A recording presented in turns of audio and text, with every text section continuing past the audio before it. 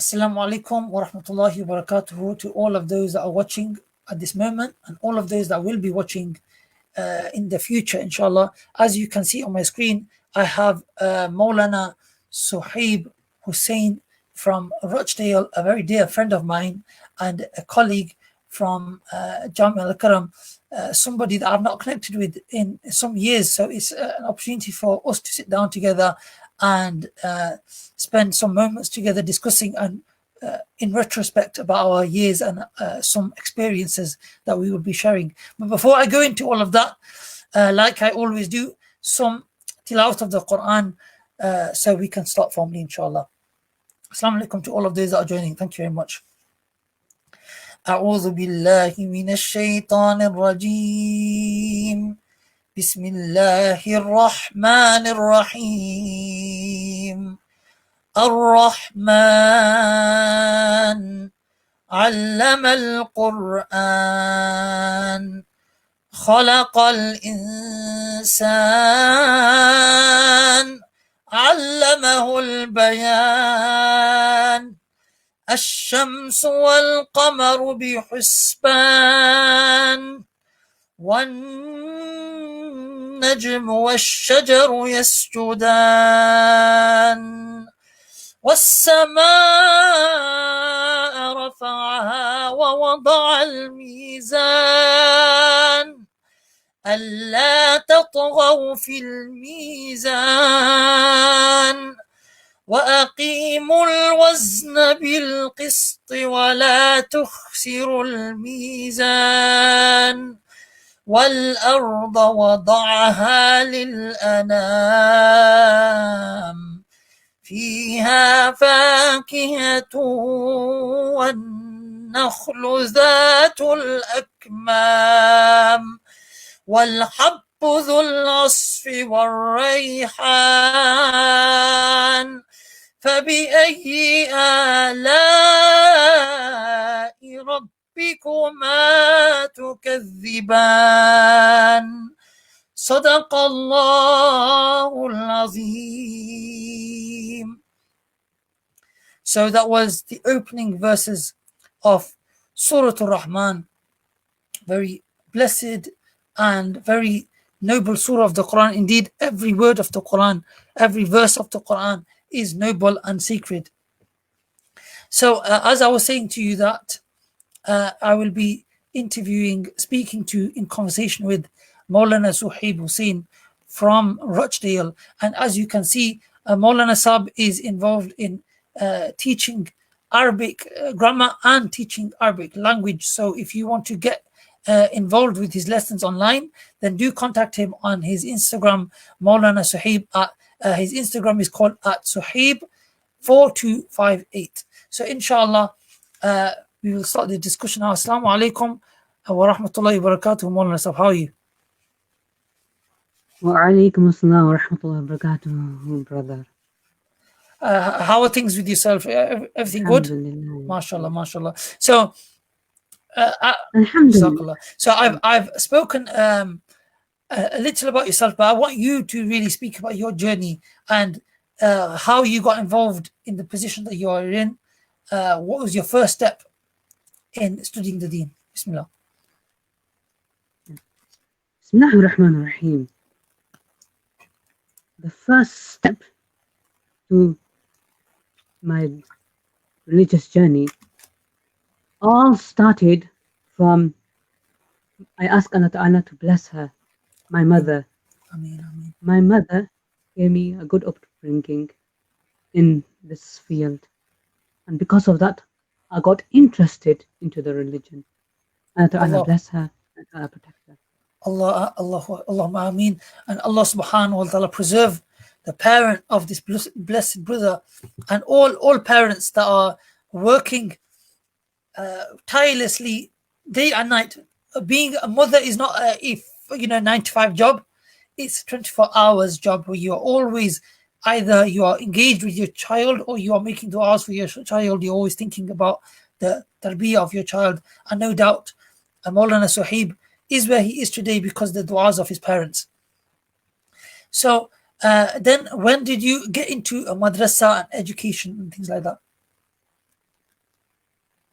I got I started at the age of 5, Allahu which Akbar. is normal here. Yeah, yeah, yeah. Different for other people, but Alhamdulillah. So alhamdulillah. for different people, it is different. And myself, I started much later in life, uh, like I was discussing with Molana Sab before. But uh, usually, children do start at the age of 5. And how long did you continue that on for? That carried on until Jamiatul Karam.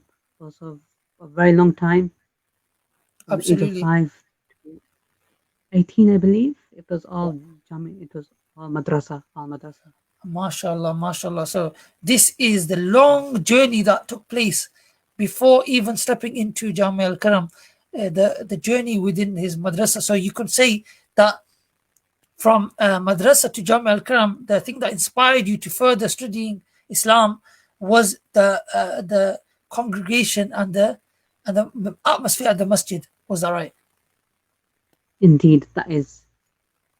Absolutely, absolutely. So, mashallah, brother Molana Suhaib Hussain has talked about his time for many, many years, over a decade, going to the madrasa from age 5 all the way up till college years. Um, so that within itself is quite surprising because a lot of children, when they get serious into year 9, year 10, when their GCSEs start to begin, work gets serious in secondary school and studies, they tend to take a step back from madrasa and Quran classes. So, how did you feel how was that experience for you? The experience of, pardon me, if you can repeat that. Yeah, Bismillah. So I was saying that a lot of people struggle to balance the work in their school, in secondary school, and the work within the madrasa, the hours that they have to spend in the evening. So to balance both things together, a lot of children don't do it. They go, I can't commit hours after school to do madrasa. So did you feel that it was difficult, or how did you manage? It was difficult, but with Allah's help, I was able to overcome this. Absolutely, Because through Allah Ta'ala's help, indeed, without Allah Ta'ala's help, nothing can happen. of course, Nothing Beshak. can win. Ji, Beshak, Beshak. It's definitely with Allah subhanahu wa ta'ala's help and Allah subhanahu wa ta'ala's assistance that everything happens and all the journeys become very easy. So, this is inspiration within itself. Before we get into what happened after that, within itself is inspiration to those people that might be at that stage where they are in secondary school, going to year 8, year 9, and thinking about leaving the madrasa. What advice do you have for those children? Should they leave and think, okay, let me just concentrate on studies for now at school, or do you think that they should persevere and go further in madrasa? I would like to mention two things. Yes, of course. First is that in the Holy Quran, where it says, فَإِنَّ مَعَ الْعُسْرِ يُسْرًا إِنَّ مَعَ الْعُسْرِ يُسْرًا. From the Oh, tafsir, we understand that hardship is one, but the easiness you get out of it is many. So, Allah. for example, you're at school, you're studying at university, it is hard. But once you pass that, there are many things you can do. It gives you more opportunities in life. Subhanallah, Subhanallah. Yeah, but that's absolutely beautiful, mashallah. Such a relevant and to the point answer, alhamdulillah. You pinpointed the ayah very well, mashallah. Well done. So he's saying that no matter how many struggles you have, there is always more ease that's coming after this. Once you get over this hurdle, and no doubt you can. If anybody is struggling anywhere, Allah subhanahu wa ta'ala has only given you that because you can overcome it. And Allah subhanahu wa ta'ala be our helper and be our facilitator in all our matters. Yes. Ameen. Take me, for example. I have difficulties. Even though with these difficulties, Allah Ta'ala has allowed me to graduate twice, not once, but twice in the Islamic field. Alhamdulillah, I am very thankful to Allah Ta'ala. And the second Allah, thing I was going to mention is فَإِذَا عَزَمْتَ فَتَوَكَّلْ عَلَى اللَّهِ. That when you make firm intention, then have faith in Allah Ta'ala, have reliance on Allah Ta'ala, and indeed, you'll see Allah Ta'ala will help you. Allahu Akbar. So beautiful, mashallah. There's so much wisdom in those words. And hopefully people are watching, they can really take a lot from that. So you mentioned, you referred to your journey after madrasa. So where from madrasa to Jamia al-Karam, can you explain that journey? How did that take place? From Madrasah to Jamia al-Karam, it is a big leap. Yes, of course. It is like it is like upgrading. Allahu Akbar. Definitely level up. Like going from one level to another level. So Bilkul, you bilkul. know some knowledge of Islam, and then you learn more knowledge of Islam. And would you say that is just a small jump, or is it like a like taking a droplet from an ocean? Jamil Karam or Dars Nizam being an ocean and Madrasa just being a droplet, or is it just like level 1, level 2? Oh, it's more than that. It's much more than that. The degrees and the qualification you do here will stay here. But what you get from Jamia al-Quran, you can take it to the Akhirah, you can take it to Jannah. And not just that, you can help other people through Allah Ta'ala. And there is a lot of reward in that. Allah subhanahu wa ta'ala.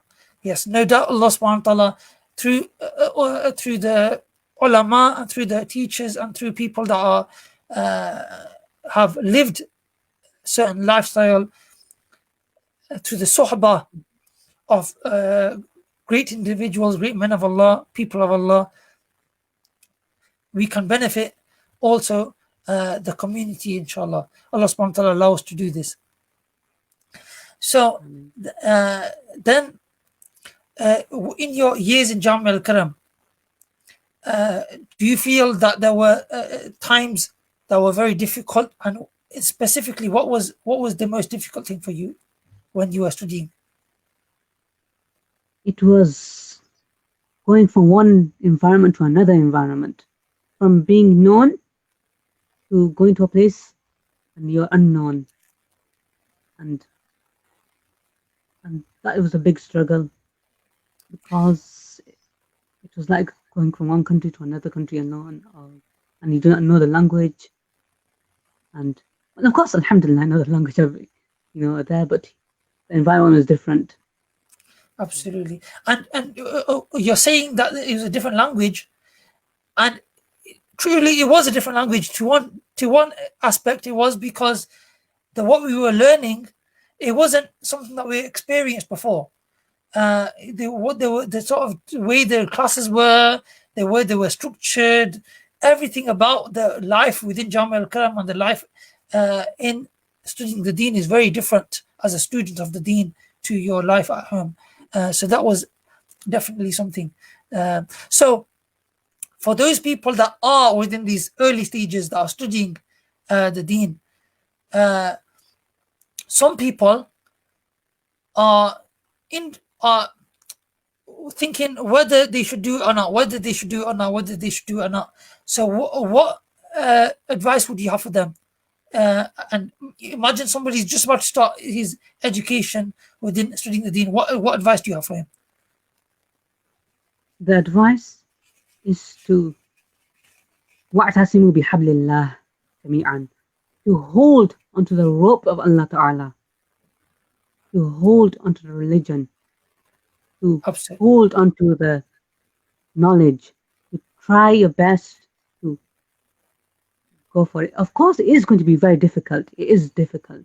But no matter, once you have overcome that, you will have ease. You'll feel more comfortable, you feel more content.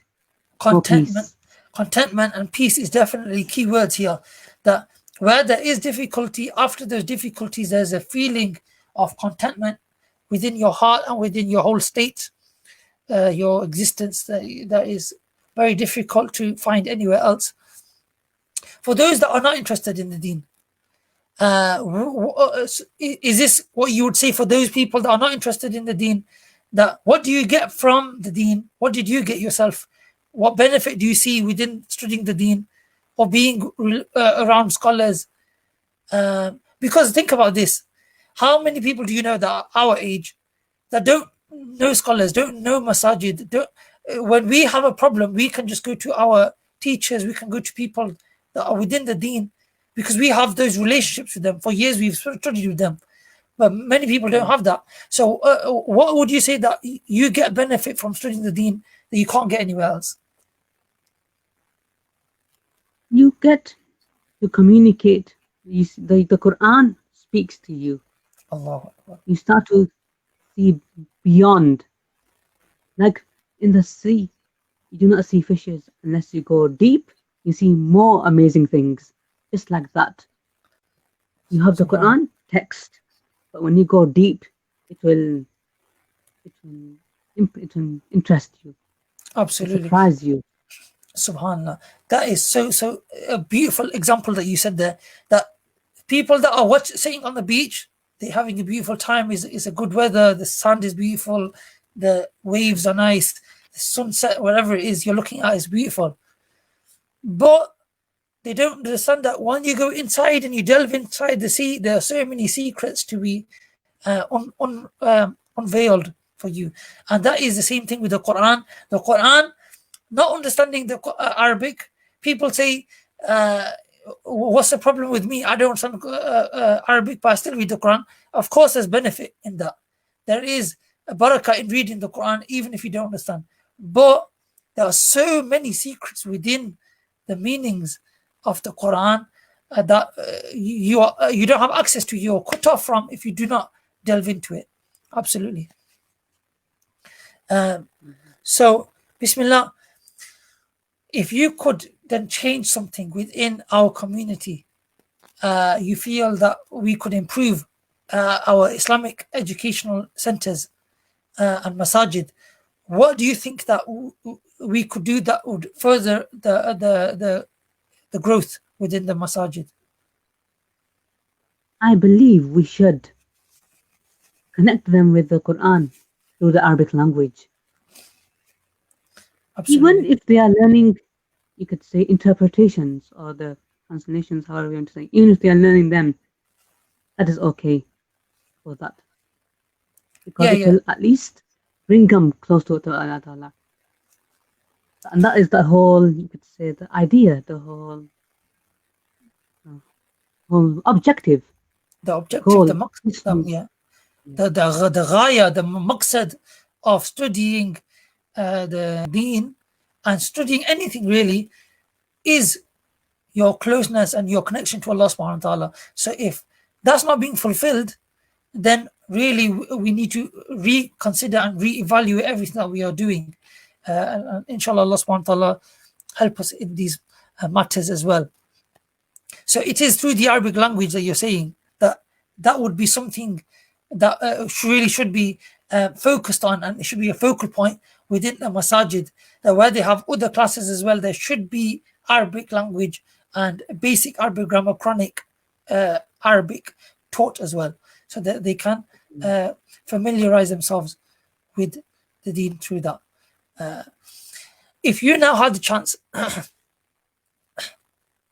one question that I want to ask you is, in your studies, in your experiences, in your time, what has been the most memorable, the most significant moment for you? It is the brotherhood I had made from Jamiatul Karam. Because I started off, as you could say, a stranger, a foreigner.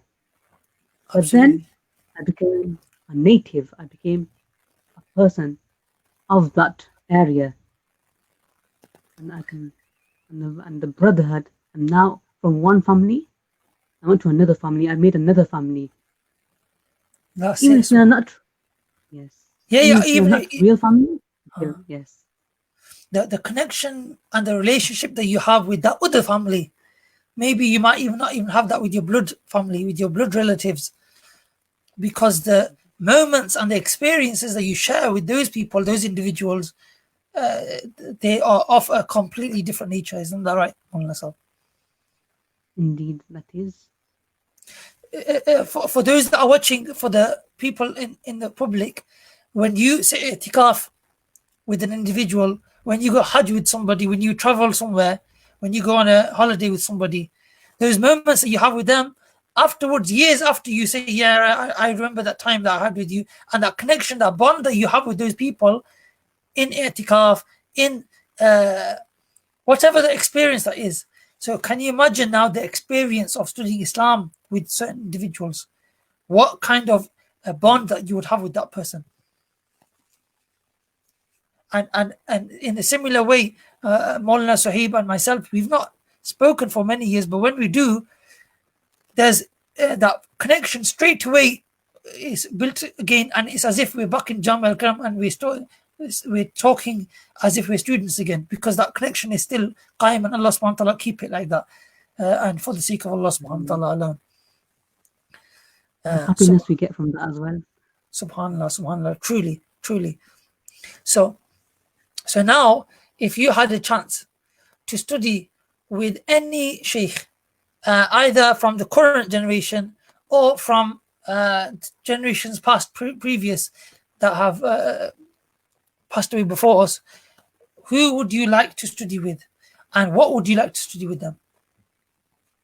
I would love to study the Islamic sciences with Molana Zulfiqar. Molana Zulfiqar, who is more formally known nowadays as Mufti Zulfiqar Haider Pirzada Sahib of Al Qudwa Institute in Bradford, I believe that's who you're referring to. Oh, yes. Subhanallah. So, why do you feel that you should study with Molana Zulfiqar Sahib, and from A to Z, all of the sciences from start to finish? Why Molana Zulfiqar Sahib? Because he takes you gradually, slowly. He does not teach, for example, 3 books. Not 3 books, pardon me, 3 pages in one day.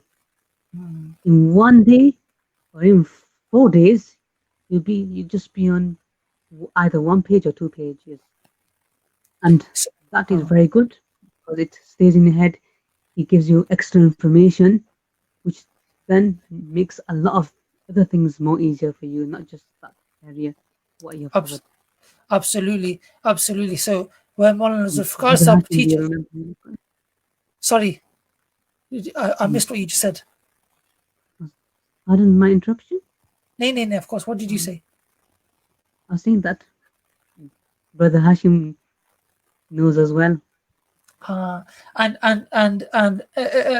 like they say in Arabic, man dhaqa arafa, the one who has experienced something, the one who has tasted it, he himself will know what it's about. And this is exactly it, that those people that have studied with Molana Zulfiqar Sahib, sat with him for some time, they will know what the value of such an individual is. Obviously, the rank and the haqiqat with is Allah subhanahu wa ta'ala, and Allah subhanahu wa ta'ala increase their ranks and preserve them, and Allah subhanahu wa ta'ala allow the fairs to continue from them and spread, inshallah. They are currently at Al Qudwa Institute, like I said, in Bradford, where they are teaching and they are working within that local community, and all of the work that educational work that's happening within Al Qudwa Institute is run under their supervision. So people should definitely check out Al Qudwa Institute and check out Mufti Zulfiqar Haider Pirzada Sahib's work there. Absolutely. So, apart from studying the deen and teaching the deen and any work that you have with the deen, what are your general interests and hobbies? My general interest and hobbies is writing. MashaAllah. I like to write Stories and things like that. Recently, what? Recently, I started to go over mathematics. Really? Mathematics to pastime is a great way. That's really good, of mashallah. exercising the brain. Absolutely, absolutely. So not only is it a pastime and it's a way to enjoy yourself, but you're always improving and learning something new, and that is the shan of a mu'min, that he's always wanting to improve. And Allah subhanahu wa ta'ala allow us to continually grow as Muslims, as students, and as people within our community. Allah allow us to continue to grow, inshallah. These and He mentioned before speaking on live, he mentioned that he writes stories, writes comics and things like that, but he also writes instruction manuals and sort of like it's guides for people, and especially within the field of surf and Arabic grammar and language. I've had a glimpse of what the Molana Sahib has done, and it's absolutely amazing at such a young age. He's really laid everything out, and it's something for all people to really get behind and support it, inshallah. And hopefully one day we can have manuals that are published by Molana Sahib that will be for the benefit of the community, inshallah. Inshallah. Inshallah. We would like to conclude here, inshallah. So, for those people that have not watched the interviews before this, I've started since Ramadan, and I've done a number of interviews in within the Naat field, within the field of knowledge, like we're speaking today, like in terms of educational centers. And I've interviewed people from mental health. Yesterday, I was interviewing a brother, an audiologist, and a physician associate. So, professionals from the healthcare sector. So, where do you think that we can take this, and what are the benefits of interviews like this, Molana? The benefit of this is that you get an insight of the person mind, what he get into the head, his mind. Like a Absolutely. brother Hashim mentioned, man dhaka arafa, the one who tastes, and if you can get the experience, then this will help you as well see through their view, see through their eyes. Absolutely. And inshallah, it's a source of inspiration to all of those watching, whichever field that we are talking about. They can gain an insight, they can gain through the experience of the one that's being interviewed, inshallah. And for those, just a brief question. One thing I want to specifically hit a point. We did speak about it before, but one thing, make it specific, inshallah, to those that have learning difficulties, have mental health issues, have issues that require special support, that they might get within workplace, or they might get them within schools and education, where despite there being a teacher supervising and teaching the whole class, but they get special support, individual support, so that they can work through their, to help through their work. They get help understanding what the teacher is saying and things like that. People with ADHD, people with dyslexia, people with other learning difficulties. These kind of facilities are not catered within the masajid. So, what would you like to say about that, Molana Sahib? They should introduce it. They should definitely introduce it. And there's a lot of people within the community that are suffering from things like this, and they do not get that help from the masajid. So, what can they really do? How can they reach out? How can they access Islam? Somebody and myself have had speech impediments and things like that, big hurdles within my journey that I had to overcome, and with the du'as of my shuyukh and with the du'as of my parents, alhamdulillah, my speech has cleared up where I'm speaking in front of you right now, alhamdulillah. But those that know me, and Molana Suhaib Sahib knows me from Jami al-Karam, how I struggled with my confidence then, and even before that, those that know me from childhood, it's been a long journey for us. So for some people that do not have that, are still within the early stages and in the struggles, how can they access Islam? To access Islam, Well, it's all Allah's doing. It's all Allah's doing, And truly. also, man yattaqillahi yukhrij lahu makhraja. That the Quran it says that whoever fears Allah, Allah Ta'ala will give an opening, will give exits. Allah Ta'ala will make a way.